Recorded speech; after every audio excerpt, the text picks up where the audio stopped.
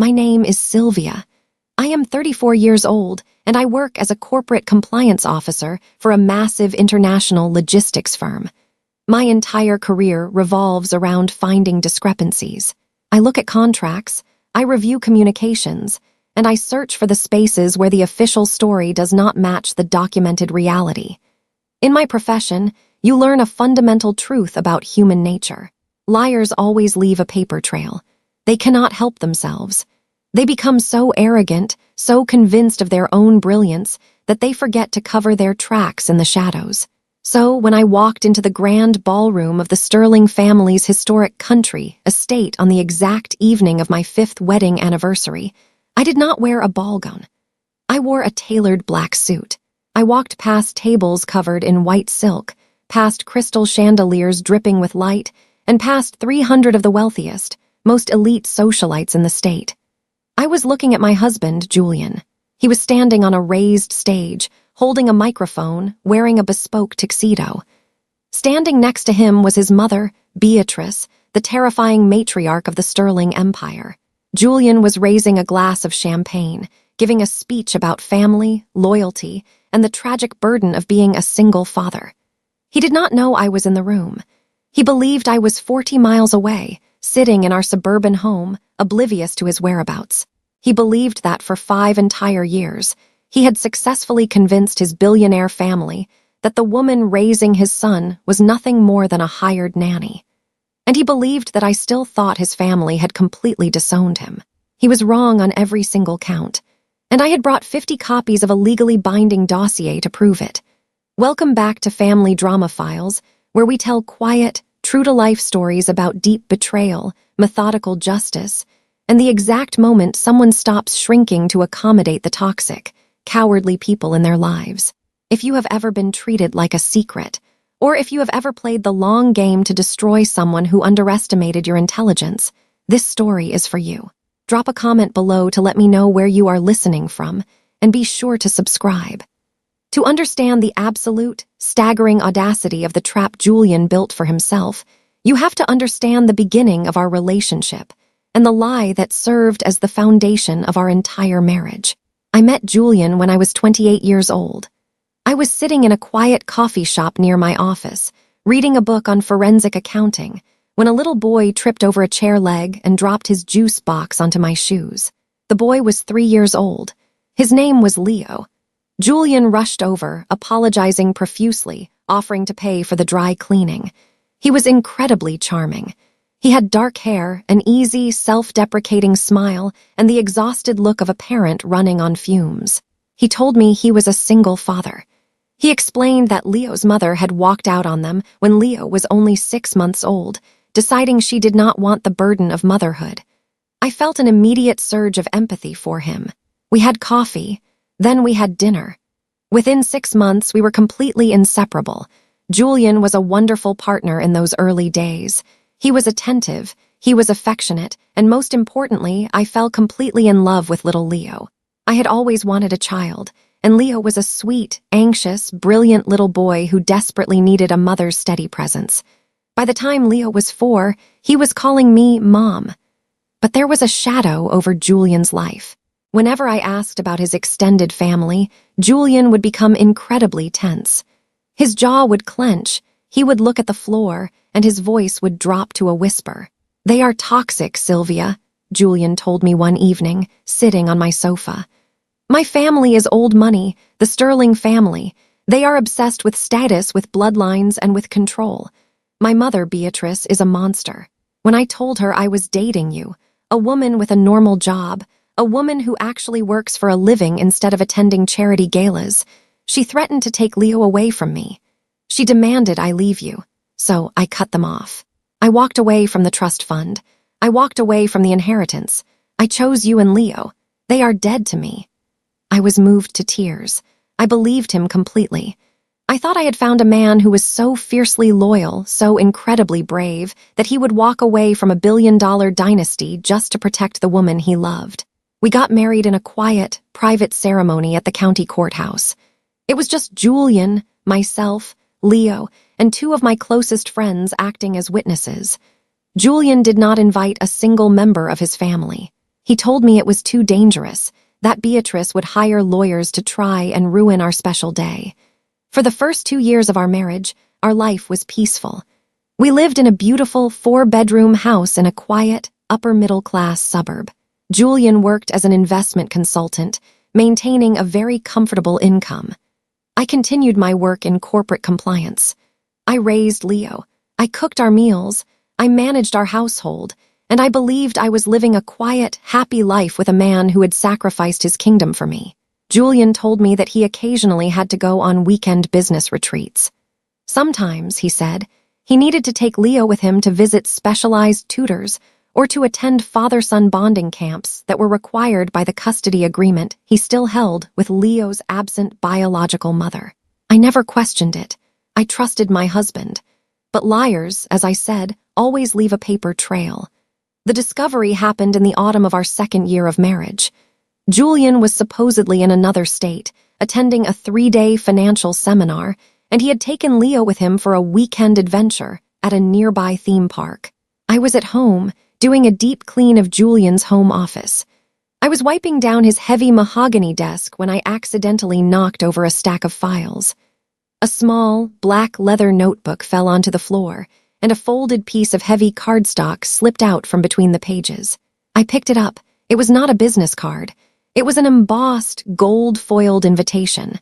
The text read, "Beatrice Sterling requests the honor of your presence at the annual Sterling Autumn Gala. Saturday, the 14th of October. The 14th of October was that exact weekend. The weekend Julian was supposedly at a financial seminar. I stared at the invitation. A cold, creeping sensation began to spread from my stomach to my chest. Julian had told me his family was dead to him. He had told me he had not spoken to Beatrice in over 3 years. I opened Julian's desk drawer. I am a compliance officer. When I see a red flag, I do not ignore it. I dig until I hit the bedrock of the truth. I found a secondary, hidden compartment in the back of the bottom drawer. Inside was a tablet computer I had never seen before. It was passcode protected, but Julian was a creature of habit. I typed in Leo's birth date. The screen unlocked. I opened the email application. What I found in that inbox completely annihilated the foundation of my reality.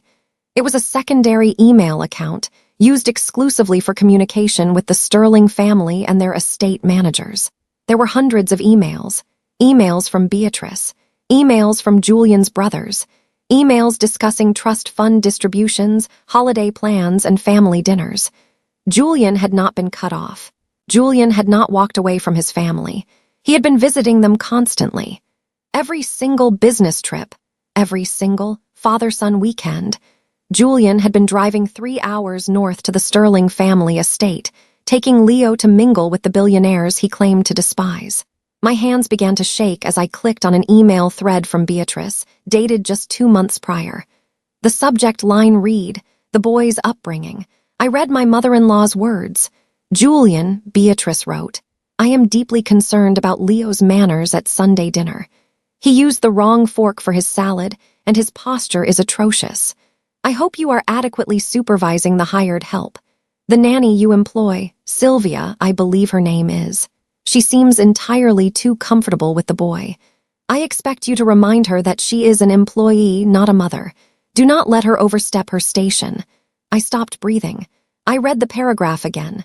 "The hired help, the nanny you employ." I scrolled down with trembling fingers to read my husband's reply. "Mother," Julian wrote back, "do not worry about Sylvia. She is merely a convenience. She keeps the house clean. She ensures Leo is fed and clothed, and her salary is much cheaper than hiring a professional agency. She knows her place. I assure you, I am still actively searching for a suitable wife from our social circle. Sylvia is strictly temporary until I find someone appropriate." I sat in the desk chair. The silence in the house was deafening. I was not his wife in his world. I was the nanny. For 2 years, Julian had been living a double life. To me, he played the role of the devoted, exiled husband. But to his family, he played the role of the tragic, wealthy single father who had simply hired a live-in maid to raise his son. He had hidden our marriage completely. He had filed our taxes separately to avoid detection by the family accountants. He had manipulated me into raising his child. cleaning his home, and sharing his bed, all while telling the people who controlled his $50 million trust fund that I was nothing more than cheap labor. Most women, upon discovering an email like that, would have lost their minds. They would have called their husband screaming. They would have packed their bags, hired a divorce attorney, and burned his clothes on the front lawn. I did not scream. I did not cry. Crying is an emotional response, and I no longer felt any emotion toward the man I had married. I felt only cold, absolute clarity. If I confronted him right then, Julian would panic. He would lie. He would use his family's immense wealth to hire ruthless lawyers, and he would crush me in court. More importantly, he would take Leo away from me. I had legally adopted Leo when we got married, a quiet courthouse procedure Julian had allowed because it saved him money on childcare. But with the sterling billions behind him, Julian could drag me through family court for a decade, and I would lose the little boy who called me mom. I could not fight a billionaire dynasty with a sudden explosion of anger. I needed leverage, I needed evidence, and I needed to construct a trap so flawless, so legally binding, that neither Julian nor his monstrous mother could ever escape it. I closed the email application. I locked the tablet. I placed the gold-foiled invitation back inside the black leather notebook, and I set the files exactly where I had found them. When Julian returned home that Sunday evening, carrying a sleeping Leo in his arms, he kissed my cheek.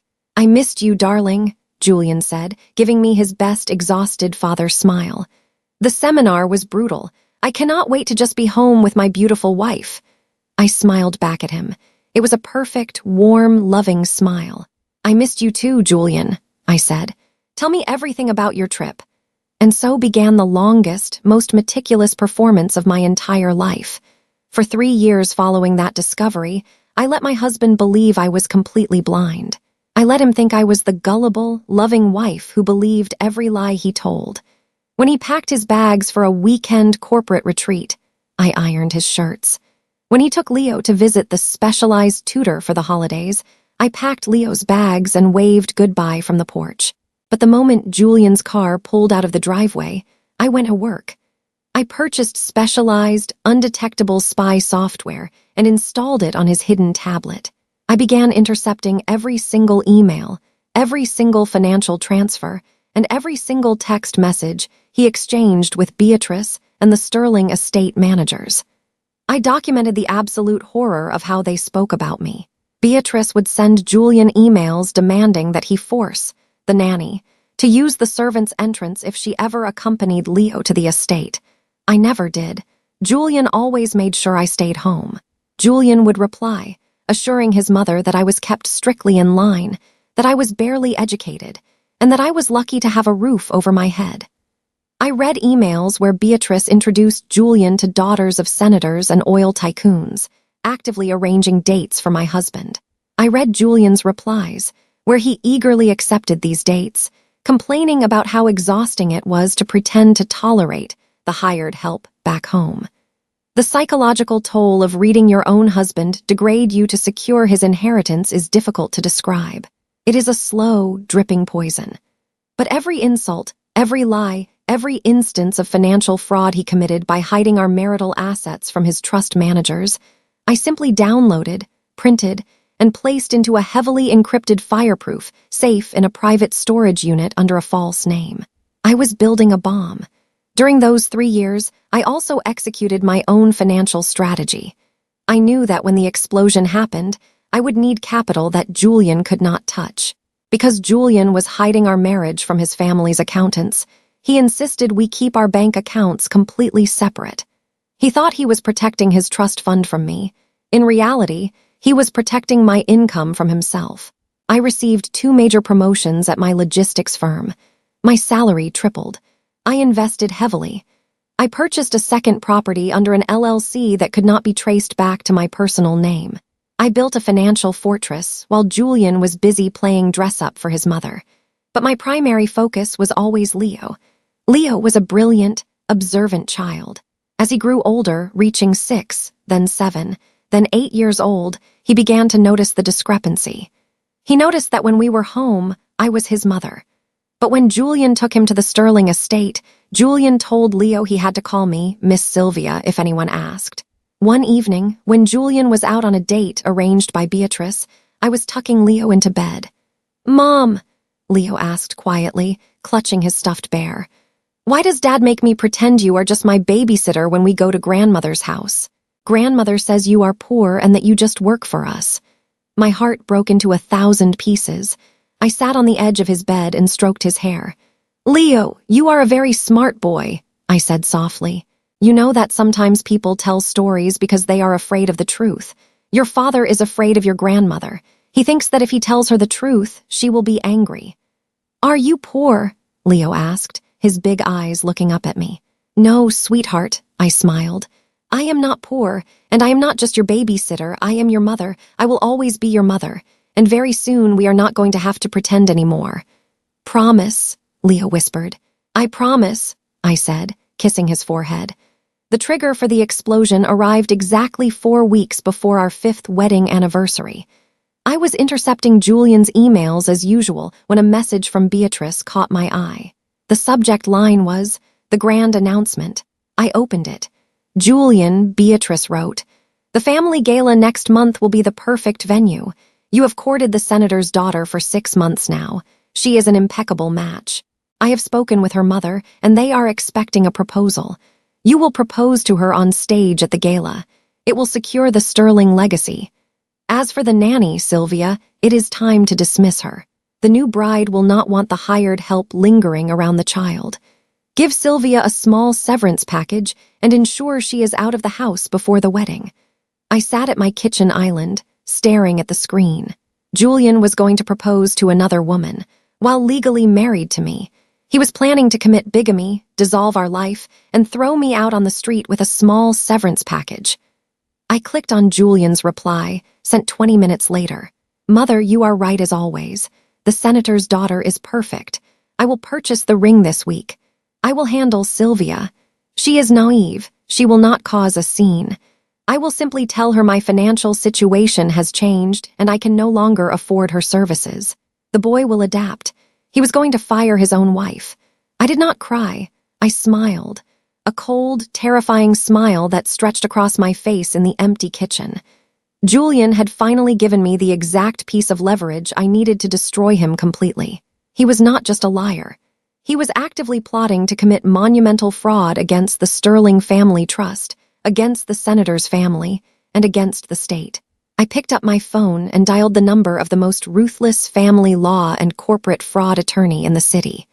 A woman named Evelyn, who charged $1,000 an hour and had a reputation for leaving her opposing counsel in tears. "Evelyn," I said when she answered, "I have a case for you. It involves the Sterling family trust, a secret 5-year marriage, and a planned bigamous proposal at a high society gala." Evelyn paused on the other end of the line. I could hear the sheer delight in her voice when she spoke. "Sylvia, my dear, tell me everything." For the next 4 weeks, I prepared for war. Julian was entirely oblivious. He walked around the house humming to himself, acting sweeter than usual, the guilt of his impending betrayal making him overly affectionate. He bought me flowers. He told me what a wonderful help I had been to him and Leo. It took every ounce of my willpower not to poison his coffee. I told Julian that my logistics firm was sending me on a mandatory week-long training retreat in another state, coinciding perfectly with the weekend of our 5th anniversary, which was also the weekend of the Sterling Autumn Gala. Julian tried to look disappointed, but I could see the relief flooding his eyes. "Oh, darling, that is such a shame," he lied smoothly. "We will celebrate our anniversary when you get back. I suppose I will just take Leo for a boys' weekend while you are gone." "That sounds wonderful, Julian," I said, packing my suitcase. I did not go to another state. I drove across town, checked into a luxury hotel suite I had rented under my LLC, and met with Evelyn. We finalized the dossier. It was a masterpiece of legal destruction. It contained copies of our marriage certificate, the adoption papers proving I was Leo's legal mother, 5 years of joint tax returns, which I had secretly amended to reflect our married status, legally binding him to the fraud he committed on his solo returns. and every single intercepted email proving he was lying to the Sterling Trust managers. But the crown jewel was the legal injunction Evelyn had drafted. Because Julian was using trust funds to purchase an engagement ring for a second woman while legally married, he was committing wire fraud and embezzlement from the trust. On the night of our 5th anniversary, the night of the Sterling Autumn Gala, I dressed in a tailored black suit.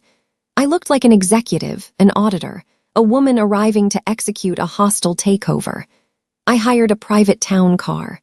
I held the heavy leather briefcase containing 50 copies of the dossier on my lap. I arrived at the Sterling Country Estate at exactly 8 o'clock in the evening. The driveway was packed with luxury vehicles. Security guards stood at the grand mahogany doors. Because I knew the name of the estate manager from Julian's emails, I walked right up to the head of security. "I am Sylvia," I said, my voice dripping with aristocratic authority. "I am Julian Sterling's +1.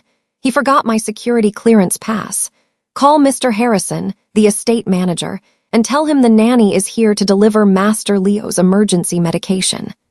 The guard frowned, checking his list, but the mention of the estate manager and a child's medication worked exactly as I planned. He radioed Harrison. Harrison, knowing Julian employed a nanny named Sylvia, authorized my entry without coming to check my face. I walked through the grand mahogany doors. I bypassed the coat check. I moved through the opulent hallways, guided by the sound of classical music and hundreds of voices. I stepped into the grand ballroom. It was a sea of silk, diamonds, and old money. Waiters carried silver trays of champagne. In the center of the room, near a raised stage draped in velvet, sat Beatrice Sterling. She looked like a monarch, surrounded by politicians and business tycoons. And on the stage stood Julian. He was holding a microphone. He was smiling his charming, boyish smile.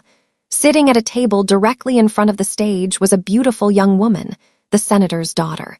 Julian was looking right at her. "Ladies and gentlemen," Julian's voice boomed through the speakers, echoing off the crystal chandeliers. "Family and esteemed guests, I want to thank you all for being here tonight. It has been a long, lonely road raising my son as a single father." A collective murmur of sympathy ran through the crowd. "But tonight," Julian continued, reaching into the pocket of his bespoke tuxedo, "I am single no longer. Tonight, I want to ask a truly remarkable woman to join our family." He pulled out a small velvet box. The crowd gasped. The senator's daughter covered her mouth with her hands, tears welling in her eyes. Beatrice beamed with pride. I did not wait for him to open the box. I walked directly down the center aisle of the ballroom. My black heels clicked sharply against the marble floor. The crowd parted around me, confused by the sudden appearance of a woman in a severe business suit, striding toward the stage like an executioner. I reached the front table. I looked at Beatrice, whose smile faltered as she registered my presence. I looked up at the stage. "Julian," I said. I did not use a microphone, but the acoustics of the ballroom were flawless. My voice cut through the silence like a gunshot. Julian froze. His hands, holding the velvet box, stopped midair. He looked down at me. The color drained from his face so fast he looked like a corpse. His jaw unhinged, his eyes wide with an absolute primal terror. "Sylvia," he whispered into the microphone. The word echoed through the room.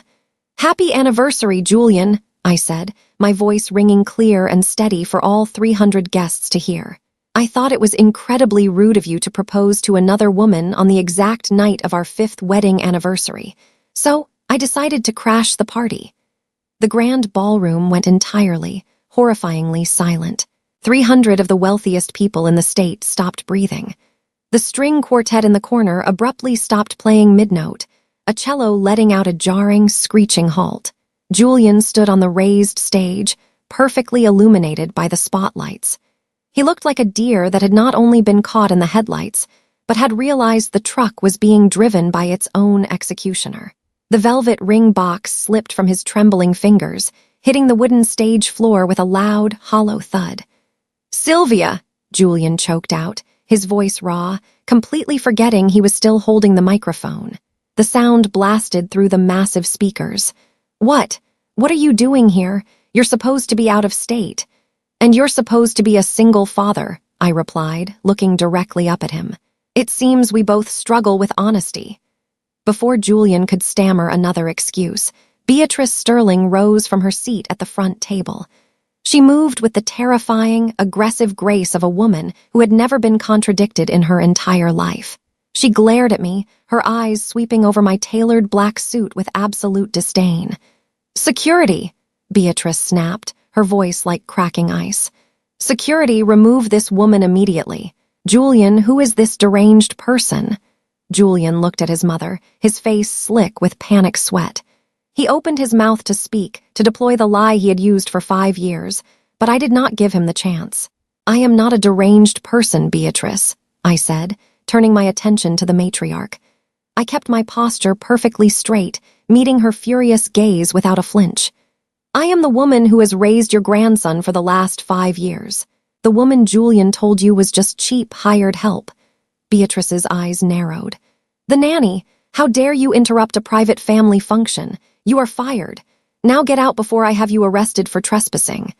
"I am not the nanny, Beatrice," I said, my voice dropping an octave, carrying the heavy weight of absolute, undeniable truth. "And you cannot fire me, because I am Julian's wife." A collective, synchronized gasp echoed through the ballroom.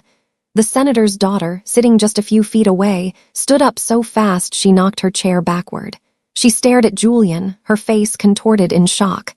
"Julian," the senator's daughter demanded, her voice shrill. "What is she talking about? Who is this woman?" Julian looked desperately at the senator's daughter, then at Beatrice, his hands frantically waving in the air. "She's lying, I swear to God, she's lying. She is just the nanny. She's obsessed with me. She's delusional." It was the classic, pathetic defense of a cornered coward. Label the woman crazy. It might have worked if I had shown up in tears, screaming and making a scene. But I was not screaming. I was a corporate compliance officer, and I had arrived with the paperwork. I unlatched the heavy brass locks of my leather briefcase. "I anticipated you would try to claim insanity, Julian," I said smoothly, "which is why I brought the receipts." I pulled out the first thick, bound dossier. I did not throw it. I did not shove it. I walked calmly over to the front table and placed it precisely in the center of Beatrice Sterling's empty dinner plate. "Page 1 is our marriage certificate, filed in the county courthouse 5 years ago today," I announced to the room, though my eyes remained locked on Beatrice. "Page 2 is the formal adoption decree, signed by a judge, proving I am Leo's legal mother. Page 3 contains 5 years of joint tax returns." Beatrice stared at the dossier like it was a venomous snake. She looked up at Julian, the terrifying realization beginning to dawn in her eyes. "Julian, is this true?" "Mother, no," Julian squeaked, stepping backward on the stage. "The documents are forged. She forged them." I pulled out 5 more dossiers. I handed 1 to the senator's daughter, 1 to the senator himself, and 3 to the various Sterling uncles sitting at the adjacent tables. The guests, starved for scandal, snatched the dossiers with eager, trembling hands. "If you skip to section 4, I continued, pacing slowly in front of the stage, controlling the narrative entirely, you will find a complete, time-stamped archive of Julian's emails to the Sterling Trust managers. You will see exactly how he actively hid our marital assets to illegally shield his trust fund. You will see how he claimed single-father tax exemptions while legally married, which constitutes federal tax fraud." The senator flipped open his dossier, his eyes scanning the highlighted pages. He looked up, his face dark red with fury. He turned to Julian. "You son of a beach, you asked for my daughter's hand while committing federal tax fraud." "It's a lie," Julian shouted into the microphone, the feedback whining loudly. "Security, get her out of here." 2 large security guards in black suits finally burst through the crowd, rushing toward me. "Stop right there," I commanded, raising my hand. I looked at the guards. "If you touch me, I will file assault charges before the night is over. I am legally married to the man on that stage, making me a legal member of this family, and I have a right to be in this room." The guards hesitated, looking to Beatrice for confirmation. Beatrice was currently flipping through the dossier. Her manicured finger traced the lines of the intercepted emails, the emails where Julian called me merely a convenience and cheap labor. She reached the section regarding the trust fund fraud. For the first time in her life, Beatrice Sterling realized she had been played. Her own son, the heir she had molded, had made a fool of her in front of 300 elite guests. She looked up.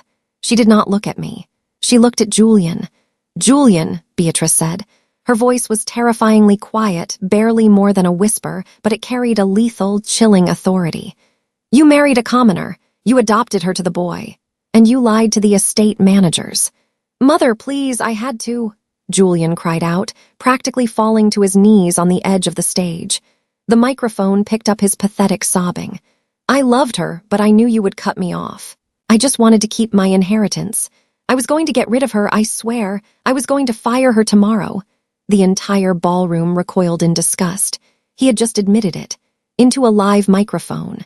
He admitted to the marriage. He admitted to the fraud. And he admitted to planning to discard his wife like trash to secure his wealth. The senator's daughter burst into tears, threw her dossier on the floor, and ran out of the ballroom, her father storming out right behind her, shouting about destroying the Sterling family reputation. "You were going to fire your own wife," I repeated slowly, letting the absolute sociopathy of his words hang in the air. I looked at him with a mixture of pity and profound disgust. "You sold 5 years of our marriage, and the mother of your child, for a trust fund, Julian. You are the weakest man I have ever met." Julian stared at me, tears streaming down his face, realizing the absolute, catastrophic totality of his ruin. "Sylvia, please, I can fix this. We can fix this." "We are not fixing anything, Julian," I said, "because I am not the only one you lied to." I turned to Beatrice. The matriarch was gripping the edge of the table, her face a mask of cold, aristocratic fury. "Beatrice," I said, my tone professional and detached, "your son has committed massive financial fraud against your estate, according to the bylaws of the Sterling Trust, which I reviewed extensively with my lawyer. Any beneficiary who actively deceives the trust managers regarding marital status or dependence automatically forfeits their share." Beatrice's eyes snapped to mine. She realized exactly what I was saying. "I am serving you notice," I continued, pulling one final, single-page document from my briefcase and placing it on top of her dossier. "My lawyer has filed a formal injunction against Julian's trust fund. Because he used trust assets to purchase an engagement ring for another woman while legally married to me, he has committed embezzlement and bigamy by proxy. The trust is frozen, and during the divorce proceedings, I will be seeking exactly 50% of everything he attempted to hide." Julian let out a raw, guttural scream. "You can't do that. That's my money. You signed a prenup?" I looked up at him and smiled. It was a cold, victorious smile. "I signed a prenup based on fraudulent financial disclosures, Julian," I explained, speaking slowly so his panicked brain could understand. "You hid the trust fund when we signed it. A prenup signed under fraudulent pretenses is completely void in this state. My lawyer, Evelyn, is going to take half of your kingdom, and I am going to take Leo. You will not take my grandson," Beatrice snarled, finally directing her fury at me. "You are nothing but a gold-digging fraud. I will hire the best lawyers in the country. I will bury you in family court." "You will try, Beatrice," I agreed calmly, "but you will fail. Because Section 5 of that dossier contains every single email you sent to Julian demanding he discipline the hired help and arranging dates for a married man. It demonstrates a toxic, hostile environment. No judge in this state will grant custody to a grandmother who actively conspired to commit fraud, or a father who lied about his child's legal mother for 5 years. I snapped my briefcase shut. The loud click echoed in the silent room. "I filed for emergency sole custody this morning," I announced. "Leo is currently at a secure location with my sister. You will not see him again until a judge mandates supervised visitation." Julian collapsed onto the stage, burying his face in his hands, sobbing uncontrollably. The golden heir, the charming single father, reduced to a weeping, ruined mess in front of his entire social circle. I looked around the ballroom. 300 wealthy socialites were staring at me in absolute, stunned silence. They had come for a gala. They had received a public execution. "I apologize for the interruption, ladies and gentlemen," I said, my voice smooth and perfectly polite. "Please enjoy your evening." I turned my back on the stage. I turned my back on Beatrice Sterling.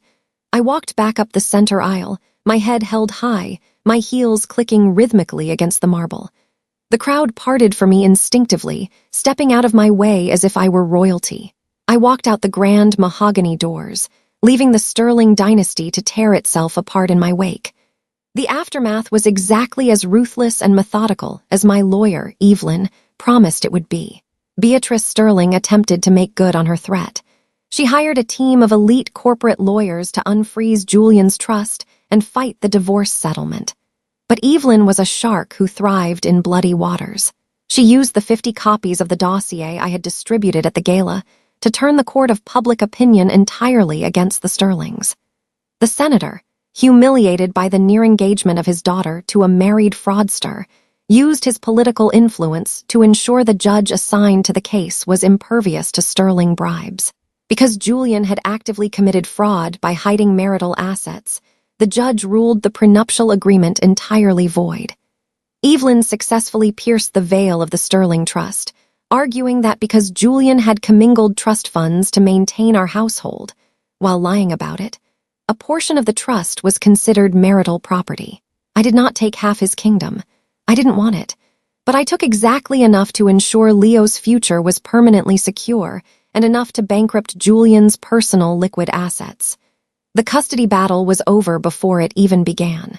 When the judge read the intercepted emails, the emails where Julian admitted he planned to fire me and discard the only mother Leo had ever known simply to appease his family, the judge was disgusted. Julian was granted limited, supervised visitation every other weekend. Beatrice was barred from contacting Leo without my express, written consent. Julian's life disintegrated. Beatrice, furious at the public humiliation and the financial loss I had inflicted on the estate, followed through on the bylaws of the trust. She formally disinherited Julian. The golden child was cast out, stripped of his wealth, his status, and his power. Last I heard, Julian was living in a small, rented apartment on the other side of the city, working a mid-level sales job, trying to pay off the massive legal fees he incurred fighting a war he had already lost. As for me, I bought a beautiful new home with the settlement money. I enrolled Leo in a fantastic private school. I continued to thrive in my career as a compliance officer, knowing that my ability to spot a discrepancy had literally saved my life. One evening, about a year after the gala, I was sitting on the porch of my new home, watching Leo play in the yard. He was 8 years old now, happy, secure, and completely free from the toxic shadow of the Sterling family. He ran up to the porch, holding a drawing he had made in school. It was a picture of the two of us standing in front of our house. "Look, Mom," Leo said, beaming. "I drew our family." I looked at the drawing. There were no grand ballrooms. There were no billionaires. There were no secrets, just a mother and her son. "It's perfect, Leo," I said, pulling him into a hug. People who watched the fallout of my marriage often ask me how I managed to stay quiet for 3 years. They ask how I slept next to a man I knew was betraying me, how I washed his clothes and smiled at his lies without losing my mind. I tell them the same thing I tell my junior compliance officers. When you discover a lie, your first instinct is to react, to scream, to demand justice immediately. But immediate reactions are fueled by emotion, and emotion is sloppy. Emotion gives the liar the opportunity to pivot, to gaslight, to hide the evidence. If you want to truly destroy a liar, you do not react. You observe. You gather the documents. You build the trap in total, absolute silence. You let them believe they are the smartest person in the room. You let them grow arrogant. You let them plan the gala, buy the ring, and stand on the stage. And then, when the spotlight is brightest and their audience is watching, you hand them the receipts. A lie is a fragile structure. It requires constant maintenance, constant anxiety, and a total reliance on the ignorance of others. But the truth is a load-bearing wall. It does not need to be defended with screaming. It simply stands there, waiting for the structure to collapse around it. Julian thought I was just the nanny.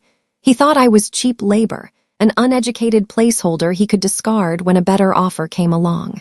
He underestimated my intelligence, he underestimated my patience, and most importantly, He underestimated a mother's willingness to burn a dynasty to the ground to protect her child. That is my story. If you are listening to this, and you are dealing with a partner who hides you in the shadows, who asks you to shrink yourself to fit their narrative, or who values their family's toxic approval over your loyalty, do not confront them today. Do not scream. Do not cry. Just start digging. Find the paper trail. Build the dossier. And wait for the perfect moment to RSVP to the gala. If you have ever played the long game, or if you believe in the absolute, undeniable power of forensic accounting, type the word dossier in the comments below. I read every single one. Thank you for tuning in to Family Drama Files. Remember, your dignity is not negotiable, and your peace is a premium asset. Protect it fiercely. Hit that subscribe button, and I will see you in the next one.